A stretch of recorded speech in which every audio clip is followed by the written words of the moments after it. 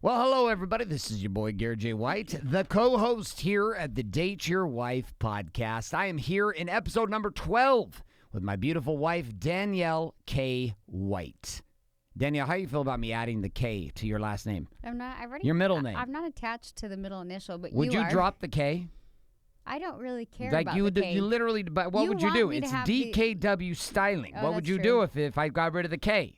DW. It would be DW styling. Who did I name it? DK? No, I named it. No, you named didn't. it. I required you to put the K in. No, I you did. didn't. No, I think I did. You did not. I'm taking credit. But you always call me. You're always like Danielle K. White. And I'm Danielle like, K. White. I'm not You know why? It's because most people are uncomfortable with actually saying their first, middle, and last name. I say I'm not attached to the K, but that I did call my thing DKW styling your because it just sounds better empire. than DW. DW sounds a little bit manly, like DK. DW.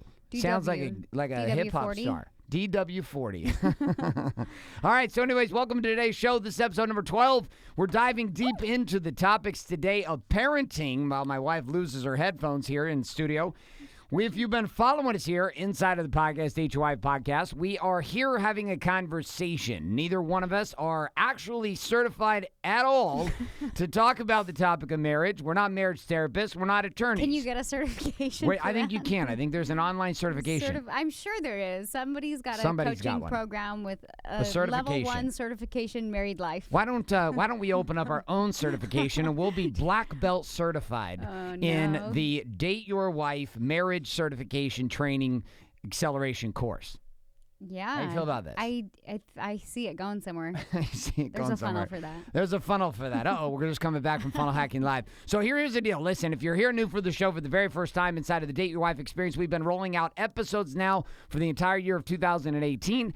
Our topics and conversation revolve around the idea of sex, the idea of money, the idea of parenting, and ultimately that topic of communication. My wife Danielle and I are here for the very first time in 2018 sharing the behind-the-scenes game of what happens inside of marriage when you put two producers together in the game of business, a man and a woman, and you put them together, both building businesses and empires and also having children and living the have-it-all warrior How come nobody's lifestyle. On your live feed? There is people on my live feed. You cannot see them. That's a live feed inside my network. Oh, okay. This is not a Facebook to the public. Are you against the public social media right now? No, I'm not against anything. I am for my network. That's good. But are you done with because sometimes you're in social media and sometimes you're not. I was just wondering. Know. I'm out right now. Okay. I'm out of social media. I just wanted you to announce that. All right, so listen, tell us why we're doing this show, though. Like, why? I come to you every time on this. Give it to us. I'm a little trigger happy right now with my new button flicker. Talk to me about this. Why are we doing this show at all? You know why we're doing this show. No, quit pretending like you don't know. I don't know. Did you want to answer your own question or do you want me to? I want you to answer it. Go for it. I have always felt like as we started building businesses of our own, we had more to talk about in life and marriage. And it was kind of like a reconnecting piece for us. Because even though when life was kind of a shit show, I was like, well, I don't know if I'm going to stay married, so I better figure out what I'm going to do to provide an income for myself and not have to rely on somebody else, because that's just how I am. And so as I started to kind of dive into my career, I found even like when Garrett and I would go out on date nights, even if I felt like there was nothing really I could talk to him about. I mean, we'd always talk about the kids because we had kids in common, but another thing that we had in common was work and some of the same stresses and some of the things you go through trying to build a business and things like that. And so it wasn't like, it was probably a couple years ago, and I just thought we'd have these great conversations, and I just thought, man, we should record each other. Like, I think people would find a lot of value out of this, or maybe I just think we're funny. I don't know. And it's interesting. A lot of times in life, I think people want a clear path of why they're starting something or why they're doing it. Why are you doing a podcast? Why are you starting a blog? Why are you promoting this? Why are you doing that? And oftentimes you don't really need a why. You just have to kind of follow that intuition or that feeling of like, hey, I need to start here and we're going to see where it goes. And so for me, I think that's kind of where we're at, and who's to say where it's going to go. But I do know as of right now, we're like momentum starting to pick up and we're getting tons of positive feedback. And a lot of people are like, oh my God, I love your guys' show together. And they'll just say like, I love your real raw approach to marriage. And we listen to it on date night ourselves. So we've got a lot of like positive feedback. And so to say like, that's kind of my why of why I feel like we started it. To see where it goes, who knows? You know, I mean, I think that something will come out of it, and I don't know. We're just kind of riding this. We're just riding this wave out, and hoping you guys enjoy this. There's a lot of we're getting a lot of feedback from a lot of couples in a lot of different areas about the fact that this show itself is actually sparking an opportunity to have conversations that you wouldn't normally be able to have. Like conversation, maybe you're a manager listening. You're like, I've not been able to have these kind of conversations with my wife about sex. I've not been able to have these kind of conversations with my wife about money. We haven't been able to get on the same page when it comes to parenting and our children. And our communication has been a shit show. So it's been working. Even here locally where we live, there's couples that come up to us all the time. It had to happen just yesterday again. Another couple coming up and saying, hey, listen, we listen to your show every single week. It's actually part of our date night routine. And every week we spark ourselves into a conversation. I think it's probably too refreshing. Like we're not specifically giving you tactics. I mean, we'll share things that we've learned along the way that can be helpful, but I think people like it because they're like, we try to be pretty real. And so they're like, oh, that was so funny. And I can totally relate to that. And like, even at every age, I've had older people tell me like, oh my God, I remember in my 30s. Sorry, I'm still in my 30s, but. You are 30, almost 35. You're almost 35 this month. I know, that's... How you feel about being 35? I really liked being at the lower end of 30s. Now I'm like, oh. No, you're in the middle. You are not forever 21. I'm not? Nope. Well, I'm cool with not being forever 21. You haven't shopped at Forever 21 in quite a while. 6, 7 years? I don't know if you've 6 noticed years? my shopping patterns have gone Your up. shopping patterns have definitely increased beyond the Forever 21. Okay, so we're here to have a topic of conversation today about this idea of parenting and having babies. Now, I spoke here at Funnel Hacking Live 2018 here just a couple days ago in front of 3,000 people. We got to introduce the Core 4 concept, which is a powerful tool found inside of a book known as the Worry Book, which you can find out more at worrybook.com. There'll also be Core 4, the book that will be coming out here in June of 2018 with my publishers at Next Century Publishing. Excited to get that entire message out to the marketplace. We'll support you as an individual and also as a couple. But I made an announcement from stage, and my wife sent me a text and said, did you say anything to anyone? And I was like, well, I did. I did tell everyone on stage that we were pregnant. But we actually had something occur, which was I didn't have anything occur. Well, you had something occur to you, which then means it happened to me too, in the sense that I'm involved at some level. But you had something happen that is actually quite common for women, but why don't you share? I miscarried. I have 2 children, and this will be my second miscarriage. But I mean, it's hard because I was I think I was 9 weeks, and we were just getting ready to go we actually had a doctor's appointment scheduled today for like the first baby appointment. And if you're a mom, you know that like first appointment's like so fun because you can usually hear a heartbeat and you kind of see something moving and you're not like, oh good, I don't just feel like shit for nothing. So, but unfortunately, while Garrett was out of town, and I almost went with him, but I was like, no, I don't. We had a lot of stuff going on with crazy. our kids. You did. Yeah, you did almost go. Remember which is that? probably good that I didn't. But anyway, it was while he was probably up on stage, and I told him, I said, don't tell anyone because I don't know. Because I'd had a miscarriage before, I'm like, don't tell anyone. I like to wait till after the first trimester. I had told a few close friends and clients and things like that, but hadn't really shared the news. And then when he said, had we shared it inside of the Big Money Stylist Networks? No, I literally had shared it with just people I work with and a few close family and friends and clients. And so I screwed that up. So I was like, hey, don't say anything. But I texted him. I was like, I think I miscarried. And then I got it. It was confirmed. Yeah, I mean, obviously, yeah, I did. But I'm like, don't say anything. You didn't tell anybody, right? I'm like, because I'm pretty sure I just miscarried. And he says, oh, well, I just announced it on stage. I'm like, oh my God, Garrett. In front of 3,000 So people. anyway, that's why we're coming out now, because I hadn't even announced it on the podcast, even though we hadn't. Which I know you were so excited, and I was too. But I just know that miscarriages are common, and I just feel like I always just like I wanted to go to the first doctor's appointment and just kind of seal the deal. Yep, there is something in there, you know. So even though I'd taken 5 pregnancy tests, because I was like, oh man, I feel so good. Am I sure I'm pregnant? And I kept getting confirmation that I was. So did you keep energetically feeling like you said you were feeling a little different here recently? Well, it was weird. You were feeling different I felt with your body. like as a girl, I'm sure you know, like you know you're pregnant before even the tests tell you you're pregnant. You're just like, do you really know this? Yes, you just like you feel it. Like yes, what does it feel like? Your boobs feel like watermelons, and like you just it's different that you feel like you have like these piercing headaches. It's similar to like before you start a period. I mean, TMI if you're a guy, but sorry, whatever. And you feel weird, but it's different. It's different. I know, and I bet most women who've had children know. Like you just know, especially if you were trying, you're kind of like, oh yeah, I think I'm pregnant, and I don't get sick, but I just feel like blah. Like I don't know how to describe it. You just literally feel like every ounce of being is being like sucked out of you the first trimester. And it was weird. This last week, I was like, oh my God, like I feel really good, almost strangely good. And I told a close client of mine, and I'm like, yeah, I'm pregnant. And she was like, no, you look too good. And I was like, I feel amazing, but maybe that's just a bonus because like maybe it's just a bonus because I'm supposed to have another kid. I'm just supposed to feel great about it. I don't know. But yeah, it sucks. But I mean, one thing for me is I do get pregnant fairly quickly. So I'm like, well, we'll see what happens from here. So. What's now? The very first time before we had Bailey, you had a miscarriage. Yeah. So we had 2 miscarriages. We had 2 babies. Mm-hmm. And the first time it happened, it was super traumatic for me too.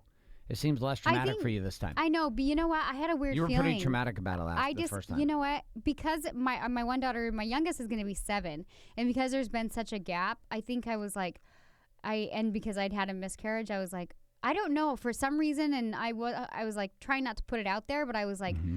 I don't know. It might take a couple times because it'd been such a stretch. It was almost like my body didn't know what it was like to be pregnant again. That's how I describe it. Versus like the second time, it was like, oh, I know this feeling. This is how it attaches. This is how it works. And let's make a baby. And I think because there had been such a gap, I was nervous that I would have a miscarriage again because I was like, oh, maybe my body, it's going to feel like a new experience for it. So that's how I would describe it. And so now I think if I were to try again, my body, it would, I don't know. It's hard to describe, but like women, you know your bodies. And so it's like, you kind of like intuitively know your bodies and just little signs. If you pay attention to them, you're like, okay. So I think I didn't want to tell anybody because I was like, I don't know, for some reason, I don't think it's going to stick. And then it didn't. And I didn't want to put that out there, but you know, we can always try again. And I didn't want to get my hopes up too much in case something like this happened. And I'm not going to lie, like the minute it happened, I like had this like emotional release and I was like, oh my God, this is like, I didn't realize. I was like, oh, I was kind of excited. You know what I mean? And I was like, oh, and then once I had the emotional release, I was like, okay, I feel good. And now because I don't feel pregnant, like, and I feel like I can feel like the life coming back to me, if that makes sense.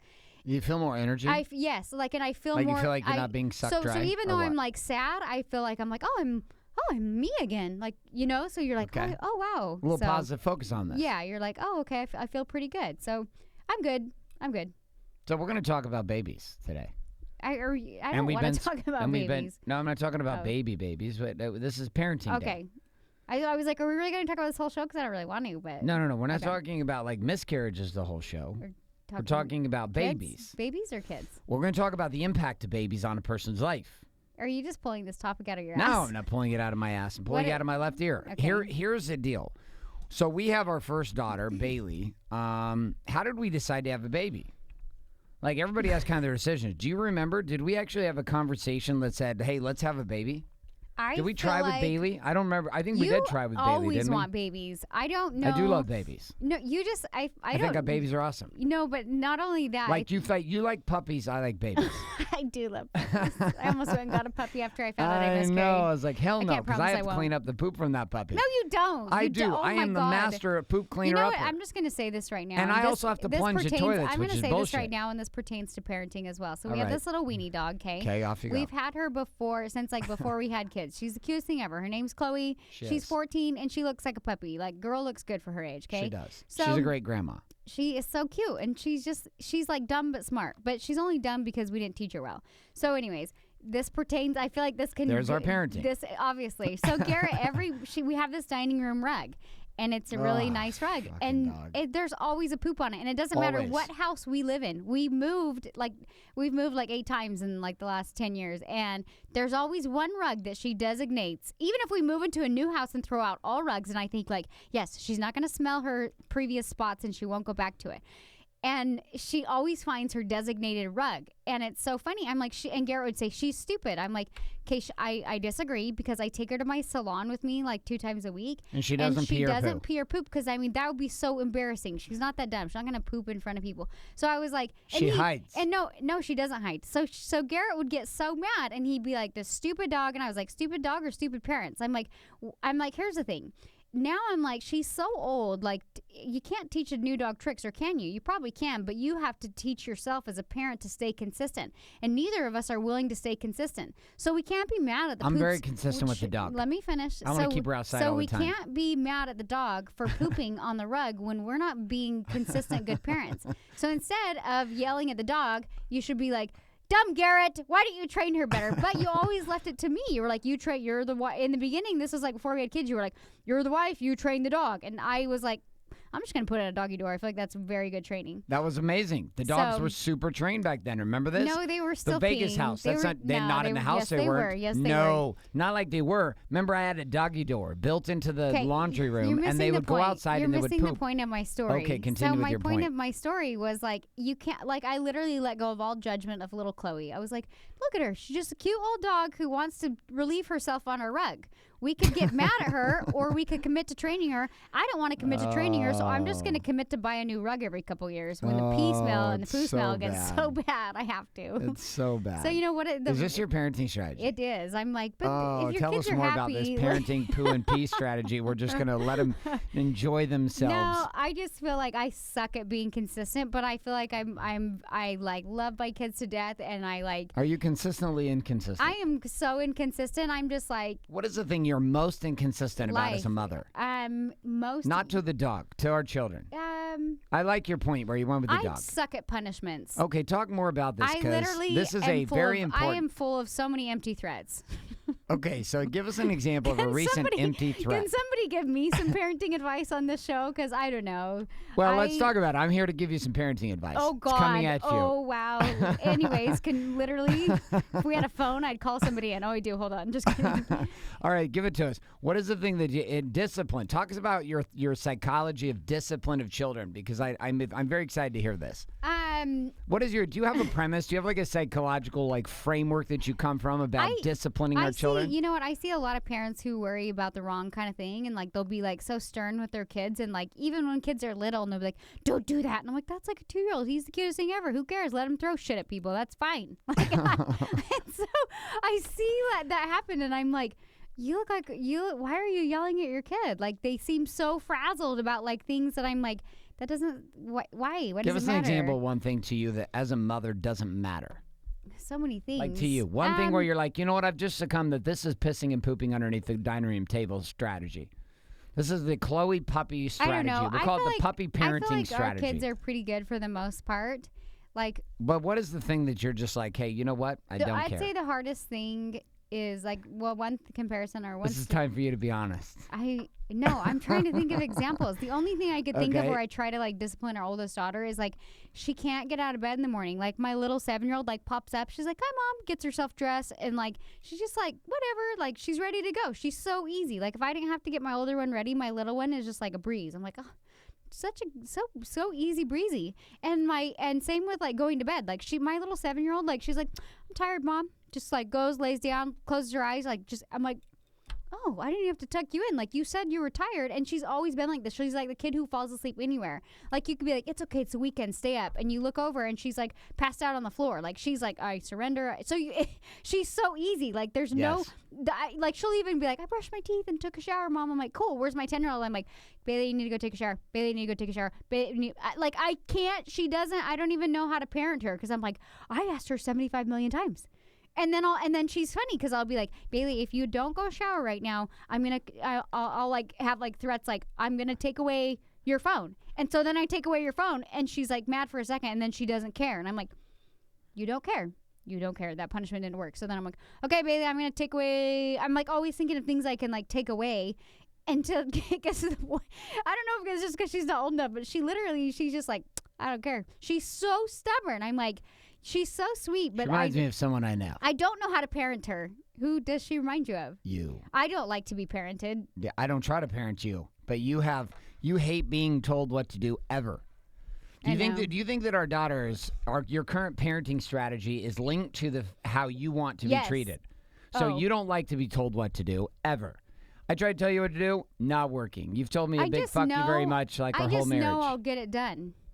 So you think that Bailey understands this? That she's like tapped into your strategy I'm having here? so many flashbacks of when I was like, Yeah, well, you were a complete madhouse. Like, it's like when it's you were like a kid, karma. I think it's karma. I grew up in a totally I think if my different parents were situation. living or listening to this show, they'd be Your parents laughing. are living. But you know what? Bailey is an interesting mix of like both you and me. So like, Okay. I would be very like, I wouldn't do stuff, but I don't fly off the handle either. I'm not like, whatever, screw you, mom. I'll be late. I'd just be like, I'm not going to get up. And I just had this kind of like, I don't care attitude and I'll figure out life. It's like Ruby. And yeah, no, Ruby's so sweet and easy. Yeah, literally. but if Ruby gets into little asshole mode, she digs in. She's so sweet and easy. She is sweet and easy 90% of the time. Like 90% I have to deal of with the time. her. I only get like the huge engagement when she's at like 10% Bailey, meltdown. But like Bailey is like she's like me, so she's like stubborn and doesn't want to be told what to do. And if you give her like time frames and timelines, she's kind of like, no, it makes her want to do it like less. So I have to like, I don't even know how to go about it. And then like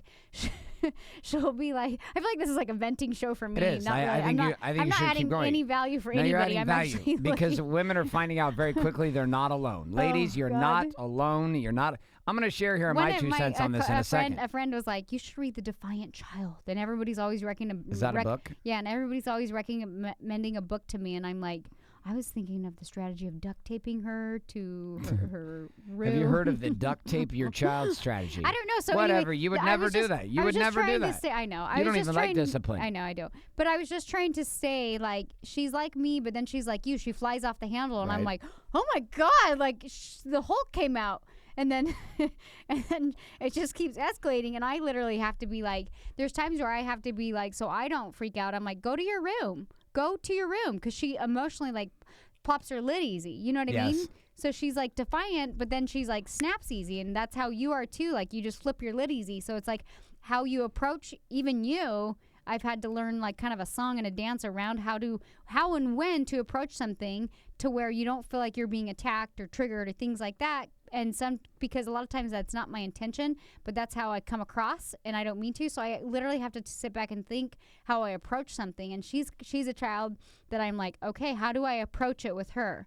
And there's things I have found that work and things that I found that don't work. And what have you found that works? I found that works is social time. So like, obviously when she's in school, I'm not in charge of her, like recess and social time and things like that. So I'll say to her, I'll say, Bailey, if you don't finish your homework or if you don't get this done, I have no problem telling your teacher to hold you in at recess. And then I feel bad because she'll be mad at the teacher and be like, my teacher's an idiot. And I'm like, I gave your teacher permission to do so because I know she hates missing out on social time. You can literally take away everything. And she's like, I don't care. Even though I think she's kind of our bougie kid and likes nice things, you can take everything away. And she's like, doesn't bug me. And it legitimately doesn't. She's just like, whatever.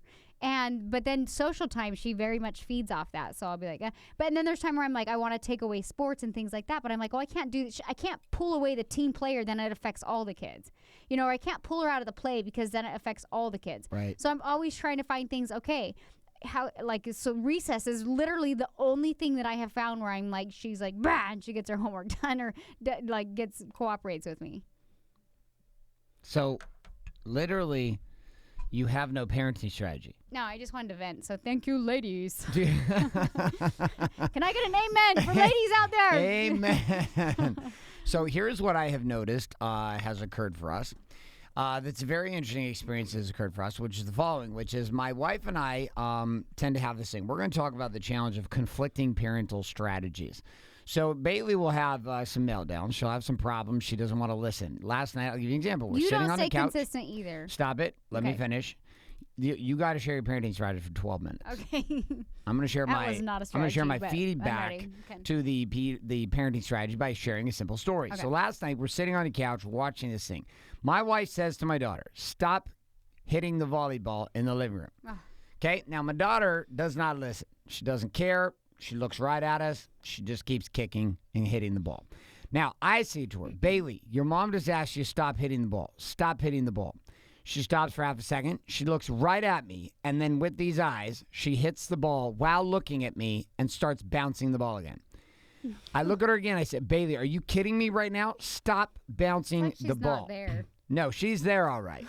And then she looks right at me and then bounces again. Now, I put down my laptop, and I get up to discipline, and now enters the problem.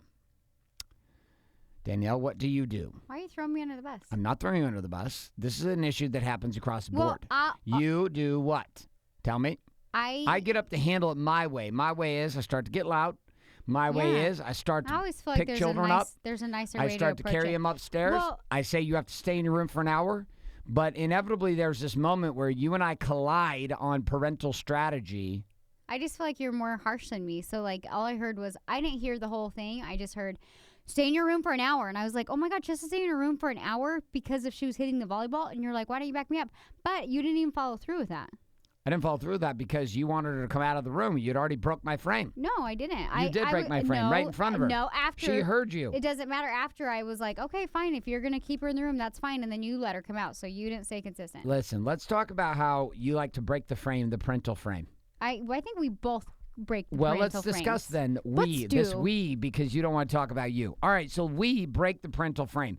Why do you get triggered when I start to do things? I think so many parents do that. That's such a juggle. Like, and I even remember as a kid being like, Mom, can I have $50? No, you're crazy. You can't have $50 going to Dad. Dad, Mom said she won't give me 50. Like I would always try and play my parents against each other to get what I want. And that's you realize that we're paying the debt of your karma. But that, no, yeah, your fucking you act karma. Like I was like a bad kid. Whatever. You're literally. Let's talk about this karma game.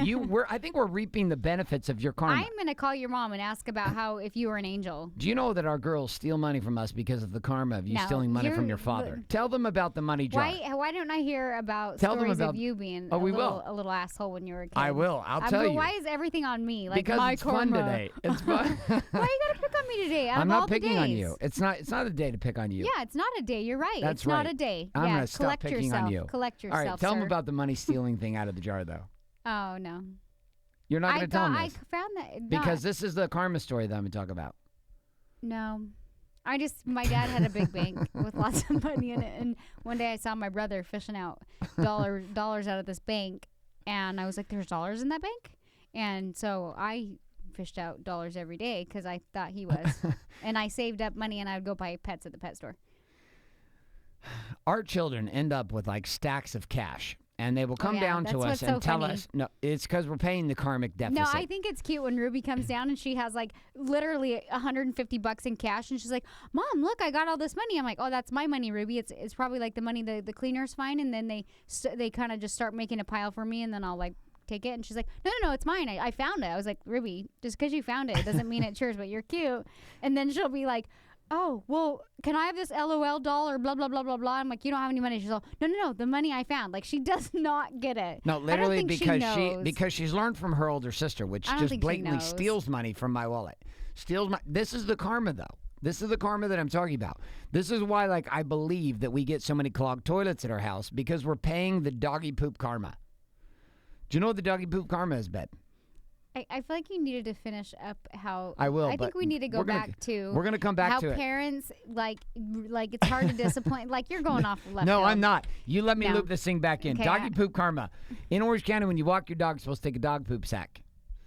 Is it throw Danielle under the bus day? Like take it easy. And listen. Sometimes I forget doggy poop sacks and I just kick the dirt around it. It's fine. We in our house are dealing with a very interesting game because I swear to you, me and Danielle do not have much figured out with parenting except for a couple things. We have a couple things figured out with parenting. The thing that we don't have figured out with parenting is discipline with children. We do not have this figured out. You know what we have figured out? Like, we do not have this figured out. I feel like we are good at family time and connecting. All right, I agree. I was building, listen, I was trying to put us in the pit so we could build the thing that we actually do amazing because, like, we're a shit show in a lot of areas. Yeah, but, like, we'll do a lot of, like, family time, like, family dates, and that's not just, like, taking kids and running around to different sports activities and, like, split. Like, I know a lot of families are like, one kid takes here, one takes here, and maybe it's because we only have 2 kids, but we, like, every weekend, like, our kids don't even have a ton of play dates, and because they have a lot of social time at school and things like that, and so, like, on the weekends, I, like, really want to I like to just have family time, especially when our kids are little, because I feel like I know I'm going to lose that, and I know when they're going to be in junior high and high school, like, we're not going to have that family time. Right. And so literally Saturdays and Sundays, like, sometimes even, this sounds bad, but, like, moms will text me and be like, hey, can so-and-so have a play date? And I'm like, I'm just not going to respond, because I'm, like, literally like, no, I want to hang out with my little family. So you think that is this a strong suit? You think of the White House? The White household is our ability to spend quality time with family. Like, we'll go, like, yesterday we went to Ruby's Diner. We're sitting there playing games. Like, none of us are on phones. We're hanging out. Like, it's like fun, quality, connecting time. And I think we've been told by people like that see us interact. They're like, you guys are the cutest family. Or like servers at restaurants one time, they were like, I just want to let you know, like, you know, you don't see that very much, and you guys are such a connected little family. So I may not be consistent, but I'm good at quality time, and my kids know that I like love them and I care for them, and like they definitely feel a lot of love and connection, I would say. How much of this do you think is built from the fact that we were both, actually, I don't know about you. I was raised in a pretty rigid routine growing up. You know, piano lessons at 5 a.m., get up and read scriptures before school. I think that was just like the Mormon way. Like it was like we had like a very, and I mean, kudos to my mom, because I'm sure I was a complete shithead about most of it. We always had the thing like where you couldn't backtalk. Like if you backtalked, you got smacked in the mouth. Like I get it. I appreciate. I needed it for sure. But like it's created this interesting dilemma for me as a father, because I'm sometimes not even sure how to respond to my children, because my wife and I have such contradictory strategies for parenting. My game is very like in your face. Let's go. Like I get aggressive. I'm like let's go, and and I'll yell. Danielle obviously does not do this. And so at times this causes a collision. And for a lot of years inside of our relationship, because we had such different parenting strategies, we kind of got to this like weird Switzerland place with our children, which was the only thing that we actually know we're both really good at as parents with our children is connecting with our kids.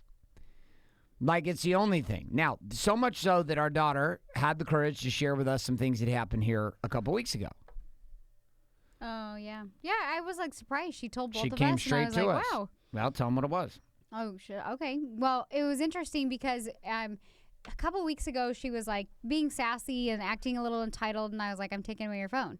And anyway, she hadn't had a phone for a couple days. And it was like one of those things like where I said, like, I take things away and she's mad for a minute. And then like the next day she's like, meh, I'm over it. And she'd been in a lot of like group chats through school and things like that. And she's in the 5th grade. And she's in 5th grade. And I found there was times I'd be like, Bailey, you need to do your homework. Or like she was like really like all of a sudden she was like really into this group thread, and she was like always. And I found out she was kind of the conversation starter. She's super social, and she's always like, hey, what you doing? And stuff like that. Like, so she was, but then she'd spark it and everybody. So I'd be like, Bailey, so it was fine, but I felt like it was almost like an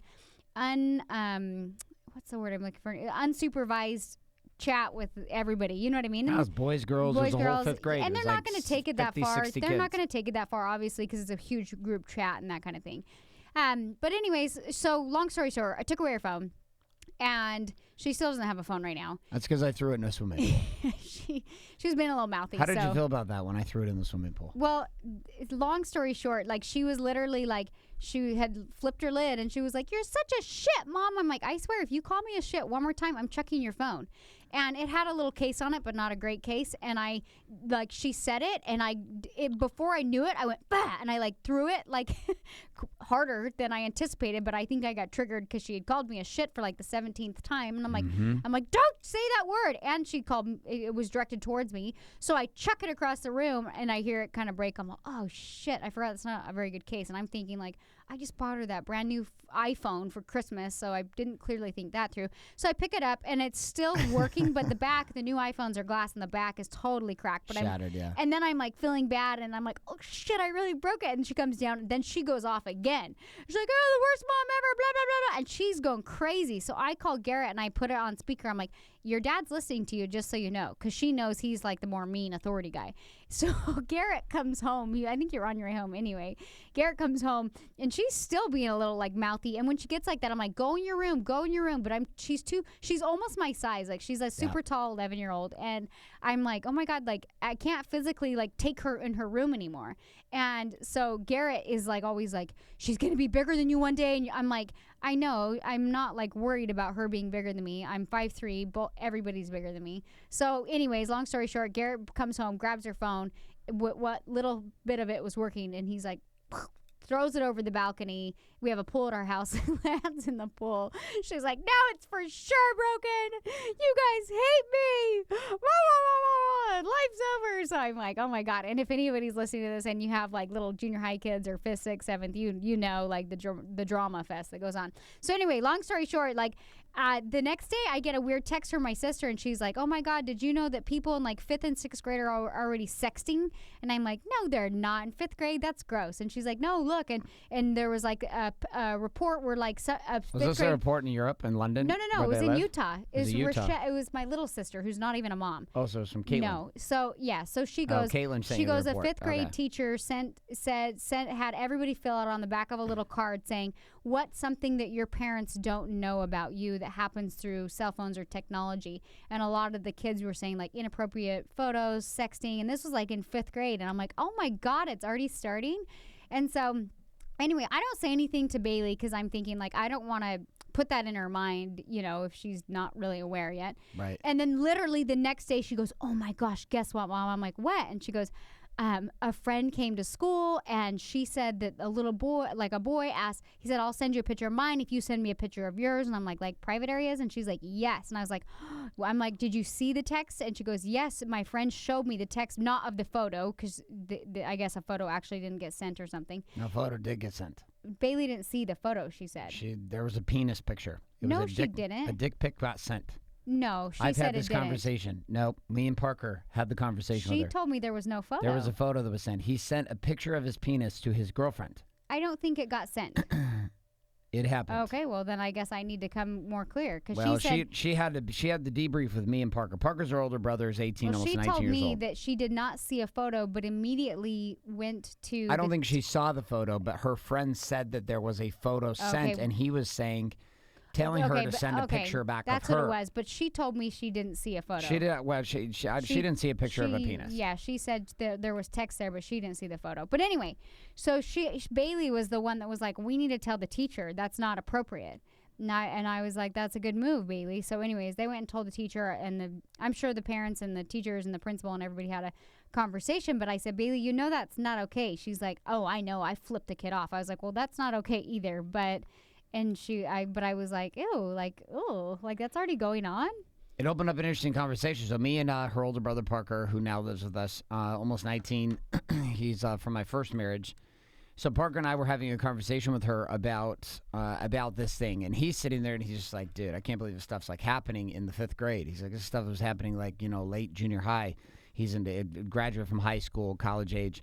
And we were talking with Bailey about it, going back and forth. And a couple of the conversations we were having with Bailey about it was just the overall problem of the fact that it's happening more and more and more. And we started asking her, are kids talking about sex? Are they talking about this? She's like, "Yeah, it's like boys and girls are starting to talk about it. And there's like couples and they like talk about having sleepovers." And we're like boy and girl. And she's like, "Yeah, like the parents don't know, but their parents are like friends. And so they have a sleepover. And then there's like these things happening." And I'm sitting there the whole time. And the only thing that I'm thinking is this.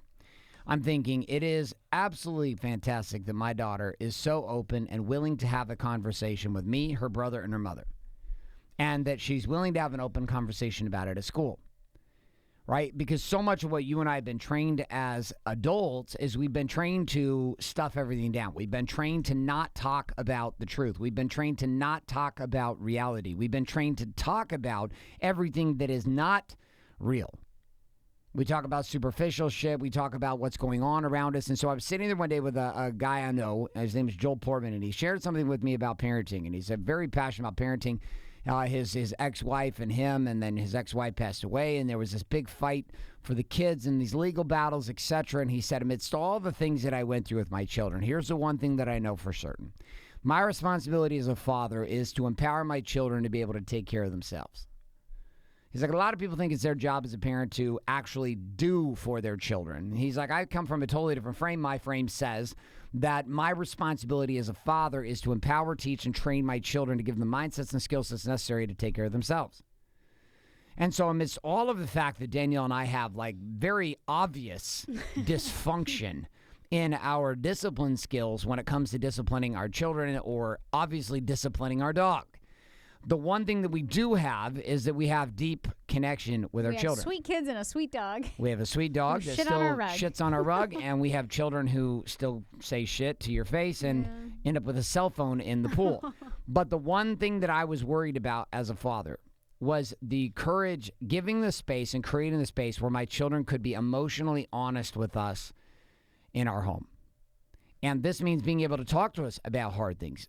Bailey came home and asked me about sex here about 6 months ago, 5 months ago, 4 months ago, some time ago.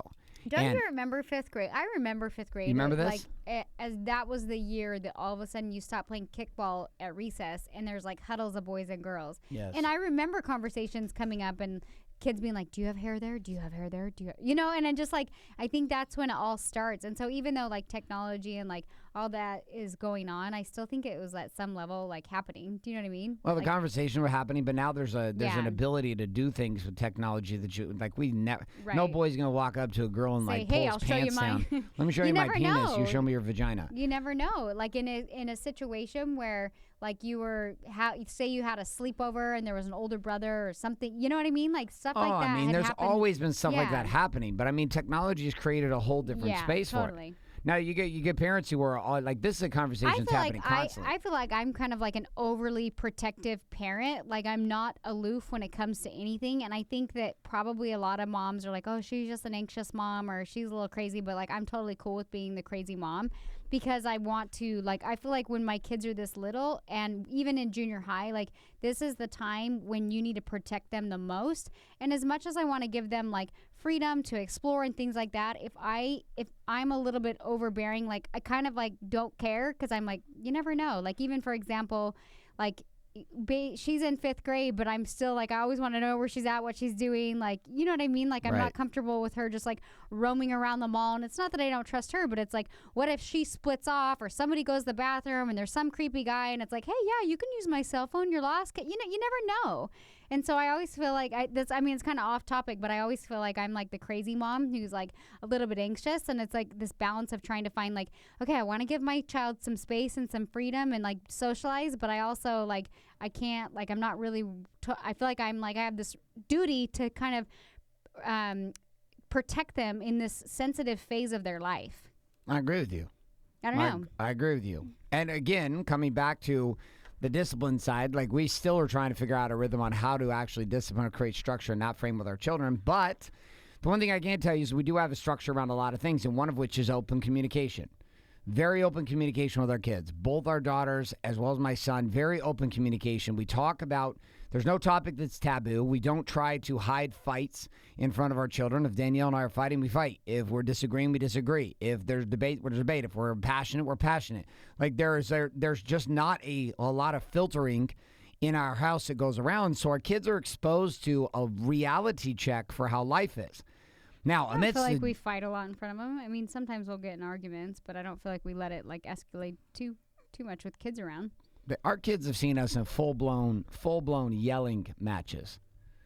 Full-blown. I don't feel like they even threw notes down off the balcony one time telling us not to fight. Don't you remember this? Yeah, but that's only happened like once or twice. It's only happened a couple. I mean, it's not like we're having these fights every single week. Yeah. You don't have to feel bad about it. No, I wasn't, but I was like, I feel like I was just thinking like when you're like, we fight in front of them, I was like, when you're like, we don't filter, I was thinking like, there's been times we've been in the car and because the kids are in the car, I have filtered. I don't know if you have, but I've been like, filter. I'm sure you don't, but I've been like, I don't really care. I'm not going to let it go there. And so I'll kind of just drop it and be like, whatever. And I'll just like leave it be. And a lot of times like we'll cool off and we can reapproach the conversation later. So maybe you don't filter. I do tone it down just a little bit because I don't. Sure. But I'm saying like I saw my parents fight twice.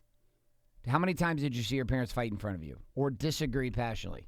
I remember a handful of times. I mean, I remember my parents fighting twice in front of me my whole life. And then when I got married, there was this completely, like, this shock to me that fighting was a regular thing in marriage.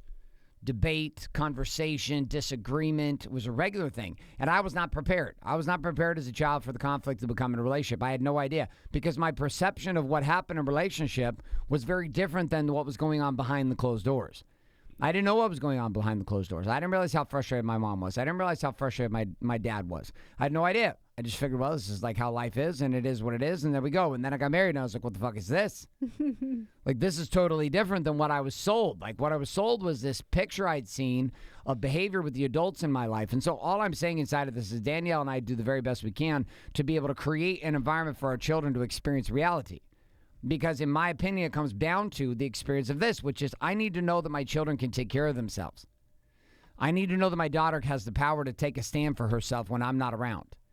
But I can't be there all the time. Danielle's like in the place with her too, and I get it. And even there, like there's going to come a moment, Danielle's not going to be around. Danielle's not going to be able to control what she does, what she doesn't do. And Bailey and the kids are going to have to learn how to take care of themselves. Parker's going to have to take care of himself. Baby, Ruby are going to have to take care of themselves. And so our question, one of the questions I'm posing to you right now is what exactly is your commitment to your children? Because you're not going to win all the wars. You're not going to win all the wars. It's not going to work. Like, you will never win every category. And if you do, what you'll end up with is a very sedated child who is doing a shitload of stuff behind your back. I know this. I see this. I watch this. I experience this with children of my clients. I experience this even with my son, who was raised in a very, very, very, very rigid environment. And then maybe I look a little more loosey-goosey to the experience, and now he's here getting to experience another side of life with me that he didn't get to experience for a bunch of his life, and is a whole other part of him is starting to come out. So our summary on this for this topic about the whole parenting equation, at least for today, comes down to this idea of connection, which is, hey, you can fuck everything else up. But if you're connected, you're fine. But imagine this. Imagine having all of the ducks in a row, which a lot of families do. Mm-hmm. Around very strict families who have all the ducks in a row, but they have very little trust and connection. Their kids don't trust them. The kids, for sure. You never know. That could always backfire, I feel like, because I think if you don't have that love and that connection, you can't. I don't know. It does something to a kid. You can tell. You watch it happen. With almost no exception, children who were raised in a very rigid environment where it's my way or the highway inevitably go off the cliff. Like, they just do. They choose a path, and most of them for 10 years, they choose a path of, hey, here it is. Like, people came to me and they said, hey, listen, you're raising your kids. I have had my mother say it to me. I've had other people say, hey, that you're really creating a lot of problems for yourself. I said, you're going to create problems as a parent regardless. Who says we're creating a lot of problems? Over time, because of how we're not disciplining our children. I think you got to be honest with me, though, because there's been times that you have straight up come to me and you're like, I think we're fucking up our kids. And I'm like, why? Yeah, I have. I'm like, why do you feel that way? And you're I feel like it because they're just being entitled assholes and this and this and this. I'm like, I get it. We don't have great follow-up. I'm like, but like, I just feel like we have to take it on account. Like, yeah, Bailey does come and tell us a lot. And like, she wants to like hang out with us. And I mean, I know she's only 11, but still like I think she's like despite she's kind of my hard kid, she's like such a sweetheart too, So I have had those feelings because I sit and I watch, where we are, where we live, our environment, the game we're in, etc. I think my big fear is I get into a place I think that's what's hard for me is sometimes I feel like you're hard on her, and I'm like, why are you being so hard on her? Because you're worried she's going to be like this entitled little asshole. I'm like, it's kind of, for me, I'm like, it seems kind of early to judge that based on like how we live. And the other thing too is like, I felt like where I lived growing up was very like well off, and we lived in like I would say middle to upper class, and we were always taken care of. Right. And yet I always saw my parents work. My mom didn't have to work, but she always worked, and my dad always worked, and they were both entrepreneurs. And I remember like I always wanted to work because I saw that, and I noticed that in our older daughter as well. Is like she's always like, Mom, I want to create this, I want to work this, I want to figure out this, and I'm like, I think that she'll take that into her years or when she's older. She'll take these things she saw in us and things that I'm already seeing in her, and I think I think we don't sometimes give ourselves enough credit as like we're not fucking it up. And so sometimes when I see you be hard on her, I'm like, chill out. Like, why are you assuming she's going to be a little asshole? Like, every kid, regardless of your financial like situation or where you live or where you're at or what home we've ever lived in, our kids have always been an entitled asshole at some point. That's not a status thing. That's not like based on where you live or how much income you bring in. Kids can be entitled assholes. You think all children are entitled assholes? All children can be entitled assholes. And so I think I would see you judge her and you were worried about like us having the success that's why she was an entitled asshole. And I was like, I'm pretty certain that all kids are entitled assholes at some point. So that was hard for me to watch. And so I would be like, Garrett, like, calm it down. Like, it's fine. Like, calm it down. Or you'd say things like, you know how many times my mom would beat my ass? And I would be like, I was like, I don't know if that's effective either. And I'm not saying like I know the right way to do things, but I'm like, I don't think we should rehash our past in order to figure out what works. And so I kind of go into parenting with the strategy of like, I'm just going to figure it out as I go. And I don't know if that's a good path or a right path or a wrong path, but that's just kind of how I work. Well, I have sat in an interesting situation on this topic, which is you're right. Huh. And what I mean is, yes, dun dun dun dun. You better raise your hand up because there we go. Dun dun dun dun. And I do get a little paranoid as a father, right? Because of what I see happen to adults, and a lot of the way they experience their life as adults comes down to how they were raised and what they saw as a kid. And then we run big events and trainings across multiple different companies. And inside of these trainings, I get to see adults who are pretty fucked up. They've got a lot of challenges in life right now with the way they think because of what they saw growing up. And I'm in Orange County, California, and I watch kids here who have been raised in abundance, and they're working at the sandwich shop at 36 and surfing every day and wondering how the fuck things are going to work out. Don't you think, like, I personally, think... You think that that's okay? No, I don't think that's okay. But I think that where we are at and what we've experienced, I think that our kids would want the same, and they would want to figure out how to do it because they've been exposed to that lifestyle. I mean, I could be wrong, and I'm sure everybody's situation is different, but I don't believe that. I feel like I look at the person in the sandwich shop who's like 30. I'm like, okay, like maybe you had parents who didn't really do a lot either, and that was like your status quo. That's where you wanted to go. Could be. I don't know. I'm not saying that's true or it's not true. I'm just saying, like, we can't judge them and say, oh, you had parents or the parents that were super successful and that's why you're a lazy, entitled asshole at the sandwich shop and my daughter's going to be at the sandwich shop. Like, we don't know people's stories. And so I don't know. It's hard to say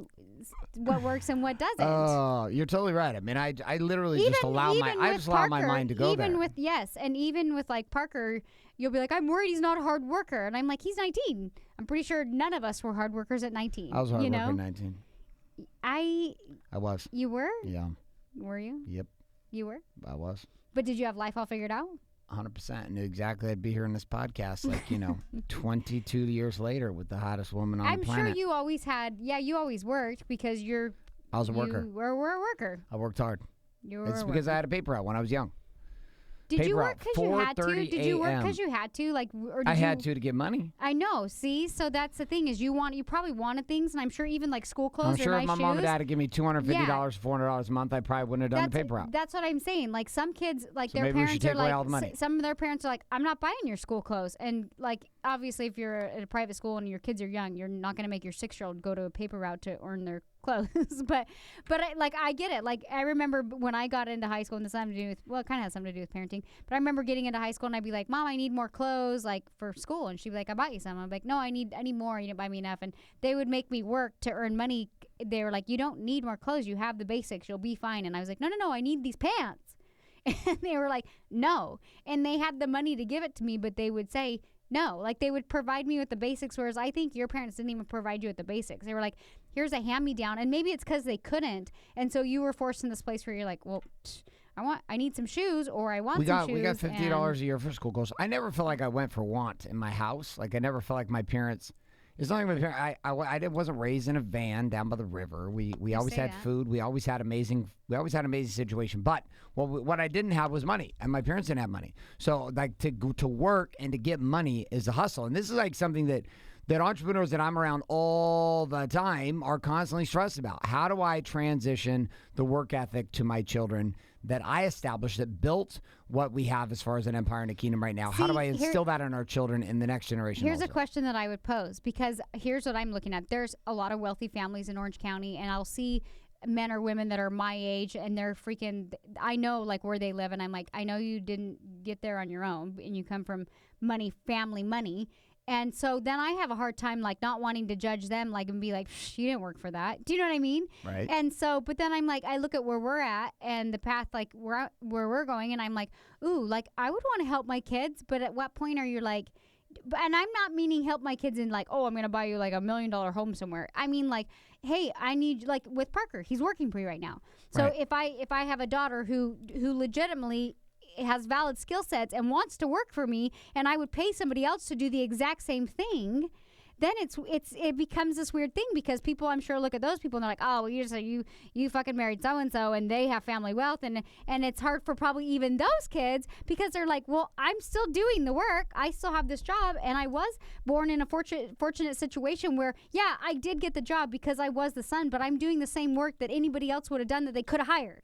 Does that make sense? Yep. And so it's like we want to judge based on like what people have and what their parenting strategies are, but who are we to judge if we don't know? We don't know. Like, because like I said, I had a hard time with that. I'd be like, oh, you were just in the family with money. But I would give my daughter a job in a heartbeat if I knew she could do the same job. I was going to hire somebody else and give her an opportunity versus somebody else. Why would I not do that? I agree with you. So I know you do because you just hired your son. And so then it's like, well, it's true. Are we favoring our children? Are they really doing the work that we want them to do? I believe they are. Well, I believe my son is. He doesn't work for me. He works for me, but he works for my team. So you're giving, him a chance now. To earn his right. To earn his way. And what if he doesn't? Then we fire him. Okay. I'm excited to see where this goes. I say that now. We'll see where this goes. Yeah, you said that. That's what I'm saying. Like, I'm sure that's a hard thing as a parent, too. You're like, oh, why doesn't my kid have the work ethic that I do? Thus far, he's demonstrating severe intensity in the game. Like, we're very happy with it, what we're seeing. Like, he's working his ass off. He was even excited about getting up at 6:30 this morning and go surfing. He's been excited all day long. Why are you doing the funny grin? Because I'm just laughing because, like, here's the thing that I'm sure I will face, too, and I'm maybe with Bailey or somebody else or whatever, is it's like anybody else would just like leap at the opportunity to be on our teams. And so when you hire your son and he's excited, but like if you hired somebody else, that you better believe they'd be up every morning surfing like 6, 8, like, cause they'd feel like they really needed to prove themselves. There's this element of like proving yourself with time and proving yourself by like doing all the extra things too. But it would be hard as a father at feeling like you missed out on all this time with your son, and just so grateful and excited that he's here with you and have this opportunity to teach him at the same time, like he has to pull his workload. And so it's like this balance, you know what I mean? And you haven't hit that crossroads yet, but I'm going to have a talk with Parker. You going to have a little talk? I'm going to kick him in the nuts a little bit. Are you? No, because I don't want to do that, but I will have a talk with him. You're gonna have a little straight talk? talk? No, I'm gonna have a straight talk with him and just let him know that the opportunity to be here is that I wanted to explain to him the opportunity he has to be here. Right. I mean, we paid for a whole year of his school, and then he said, I think I want to come work for you. And you're like, sure, like if that's what you want to do. And he decided he wanted to do that, but there was no consequence for him not finishing out school. And not to say that there should be, but he should understand the magnitude of like, we paid like X amount of dollars. It wasn't his money, it was ours. So it's easy to throw that away and say, I'm done, I want to come here, when it's not your money. If it were his money or he had loans, I think he would have at least finished out the year, which I'm not saying that's bad or good. I'm not saying he should have finished out the year or he shouldn't, or if it'd matter. But I'm just bringing up to the point that I would love to have a sit down with him and be like, I want him to have a reality check. Like, dude, you better be fucking grateful. Like, I know that you want to be a part of his life, and you're like, oh, I'm excited to be with my dad, but you better understand as a business aspect the fact that we covered the school and then you got hired on the team. Like, there's guys that would kill for that have been in Warrior forever. And I think this is a great experience for you and your son to like bond, but I also want him to know, like, this is an amazing opportunity and you should treat it as if. You know, and it's different for me because he's not my son and I didn't raise him. So it's like, if I could play an active role in it, it would just be like kind of a support system, but also like, okay. Are you going to drop the hammer tonight? My version of dropping the hammer is a very loving, straight talk. Are you going to do this tonight? Are we having this talk tonight? No, I don't like to I like to do it when like I like to do it when like nobody's expecting it. Like he'll come home sometimes and like you're still working. I'm like, oh, how was work? Good. And I'm like, cool. And I just slowly start talking to him, and then like next thing you know, I'm like, bam, and he's like, oh, yep. You've already done this before? No, I'll just casually You're going to casually bring it up? I just casually bring it up. All right. Well, you know, we're kind of coming to the end of this show. All right. And our summary in today's conversation is this. You need to pick what your battles are.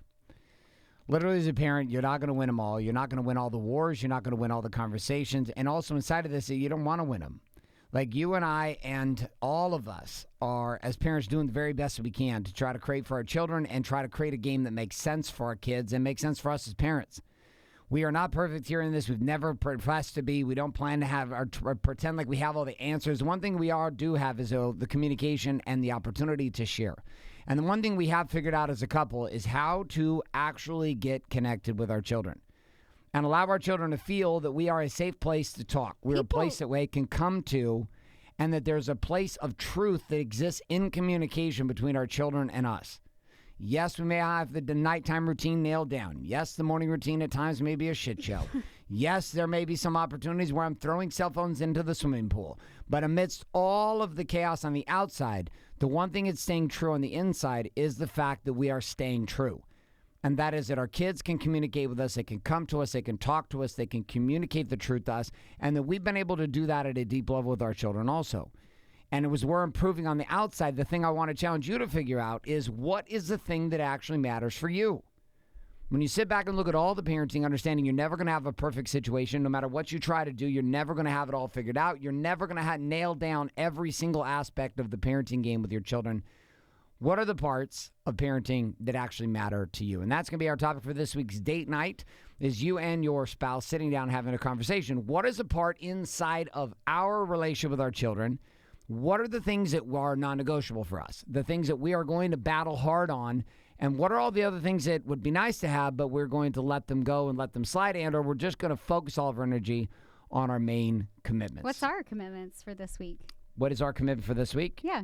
We are going to connect with our children again, like we always do. Okay. But we're going to do it specific. I think we need to start bringing in specific teachings every week, principles. So we're going to take all the kids out, Parker, Bailey, and Ruby. We're going to have a family date night, and we're going to talk about the principle of gratitude. Okay.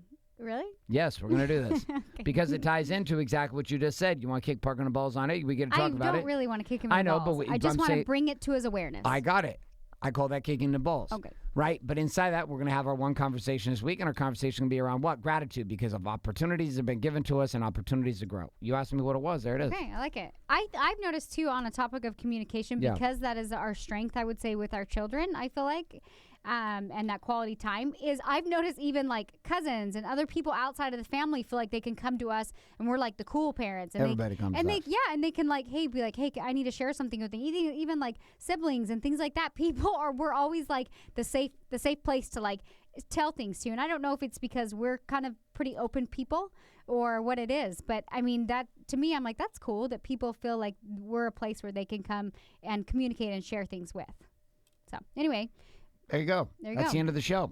That brings to the conclusion of episode number 12 here in the Date Your Wife podcast series. Again, for all of the show notes, tips, tricks, and questions to all of these games here inside of the Date Your Wife experience, you can always head over to dateyourwifenow.com. You can pick up the action guides, the show notes, as well as all the history through video, audio. If you'd like to watch us, that's where you'll pick up the videos. Also, you'll be able to download the audios inside of any of our iTunes, Google Play, SoundCloud, or Stitcher. You can subscribe to the show there and listen up. Your challenge for the week, again, is to decide what is the part that you're actually going to fight with inside of your relationship with your children, meaning what is the thing that matters the most to you guys, and what is the piece that you're committed to creating, and what are the things that maybe might be sitting backseat to that primary commitment. We'll be back next week here with the topic of communication, which will be our discussion, and I am confident that Danielle will be breaking out some astrology charts, and we'll be talking some more, because we found out this last week she was a logistician. Yeah, I took another personality test. Oh, another one. We're going to talk about another 3%. 3%. She's a special person inside of the game. Thanks so much for being here, guys. Have a great rest of your week, and we will talk to you next week.